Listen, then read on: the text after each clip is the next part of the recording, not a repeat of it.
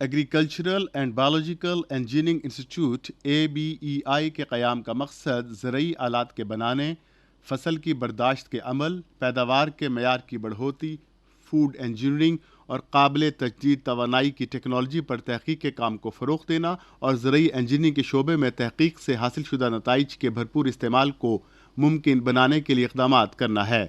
ملک کی معیشت میں جدید زرعی مشینری بنانے میں تکنیکی عمل کا بہت ہی اہم حصہ ہے، جس میں موزوں اور جدید مشینری کو متعارف کرانا اور اس کی دستیابی کو ممکن بنانا ہے۔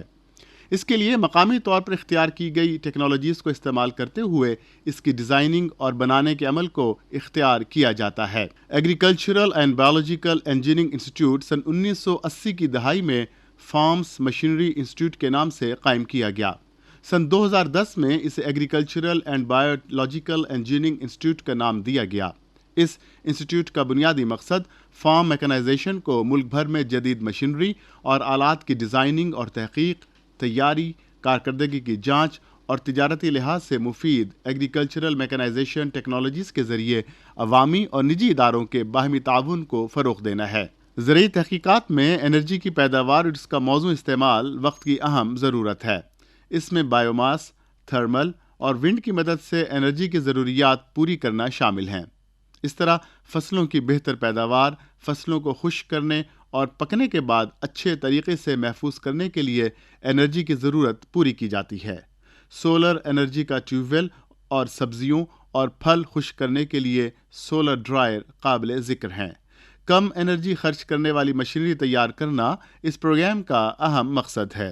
بایو پروسیس انجینئرنگ پروگرام کا مقصد زرعی پیداوار کی کوالٹی کی بہتری کے لیے پروسیس ٹیکنالوجی مشین تیار کرنا اور اسے صارفین کے لیے بہتر بنانا اور استعمال کنندگان کو اس کے بارے میں معلومات دینا ہے، تاکہ صارفین کو ضرورت کے مطابق زرعی مصنوعات اچھے طریقے سے قابل استعمال بنا کر مہیا کی جا سکیں، جو کہ کوالٹی کے اعتبار سے بھی بہتر ہوں۔ اس میں دالیں، اجناس اور ادویاتی پودے شامل ہیں۔ اس کے علاوہ مقامی زرعی مشینری تیار کنندگان کی مدد کرنا تاکہ تیار ہونے والی مشینری کی کوالٹی بہتر ہو۔ مشین کی تیاری کے بعد تجزیہ اور ٹیسٹنگ بھی شامل ہے تاکہ مشینری کو عالمی معیار کے مطابق سٹینڈرڈائزڈ کیا جا سکے۔ اس پروگرام کا مقصد ملک میں بوئی جانے والی فصلوں کی ضروریات کے مطابق کام کے طریقہ کار اور عمدہ کارکردگی کے حصول کی ترجیحات شامل ہیں اور مشین کی تیاری میں آسانی سے سمجھ آنے والی تکنیک استعمال کرنا ہے۔ اس کے علاوہ مقامی زرعی مشینری تیار کنندگان کی مدد کرنا تاکہ تیار ہونے والی مشینری کی کوالٹی بہتر ہو۔ مشین کی تیاری کے بعد تجزیہ اور ٹیسٹنگ بھی شامل ہے تاکہ مشینری کو عالمی معیار کے مطابق سٹینڈرڈائزڈ کیا جا سکے۔ چھوٹے ذمہ داروں کے لیے مشینری بنانا اس کی ترجیحات میں سے ہے۔ زرعی مشینری بنانے والی صنعتوں کے ذریعے بہت سی ٹیکنالوجیز کو کامیابی سے صارفین تک متعارف کرایا گیا ہے۔ ان ٹیکنالوجیز کی اہمیت کے تناظر میں کچھ کامیاب مثالیں ہم آپ کو بتاتے ہیں کہ ان ٹیکنالوجیز کے آنے سے کس طرح غریب کسانوں کے روزگار پر مثبت اثرات پڑے ہیں۔ گندم کی کٹائی کے لیے لیبر کا مسئلہ گرین انقلاب کے بعد سے چلا آ رہا ہے۔ گندم کے دانوں کا کٹائی کے وقت ضیاع کم کرنا اور لیبر کی کمی کو پورا کرنا ایک بڑا چیلنج تھا۔ اس ادارے نے سن 1980 میں ریپریرین برائے گندم پر کام شروع کیا اور سن 1983 میں یہ مشین بنا کر مقامی تیار کنندگان کے ذریعے زمینداروں میں متعارف کرائی۔ یہ مشین ٹریکٹر کے سامنے والے حصے پر لگتی ہے اور گندم کو کاٹنے کے بعد ایک طرف لائن میں گراتی جاتی ہے۔ بعد میں زمیندار اسے اٹھا کر تھریشر میں ڈالتے ہیں اور اس طرح بھوسا اور اناج علیحدہ ہو جاتے ہیں۔ یہ مشین 1 گھنٹے میں 1 ایکڑ گندم کاٹ کر قطار میں گرا دیتی ہے۔ اس طرح وقت اور لیبر کی بچت ہوتی ہے اور اناج کا ضیاع بھی کم ہوتا ہے۔ کمبائن کی نسبت بھوسے کی بھی بچت ہوتی ہے۔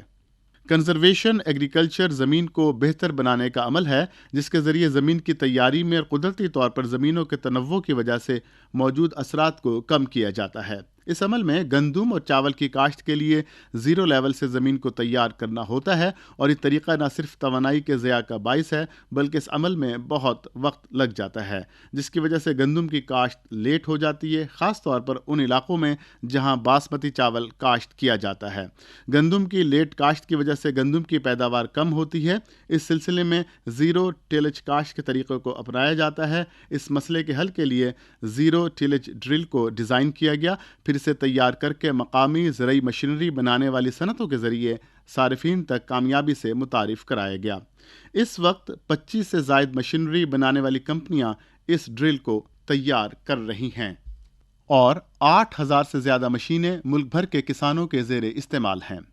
گندم کی بوائی سے پہلے چھٹے کے ذریعے فاسفیٹ کھادوں کے استعمال ایک رسمی عمل ہے، جس کے ذریعے تقریباً 12 سے 15% فاسفیٹ فصل تک پہنچتا ہے۔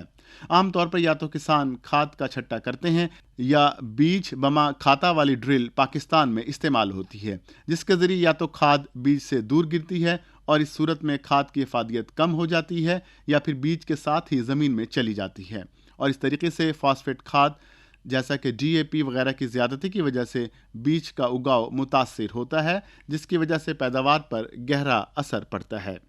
اس مسئلے سے نمٹنے کے لیے فرٹیلائزر بینڈ پلیسمنٹ ڈرل کو ڈیزائن کیا گیا، جسے ٹیسٹ کر کے رسمی طور پر استعمال ہونے والی بیج کی ڈرل کے ساتھ جوڑا گیا۔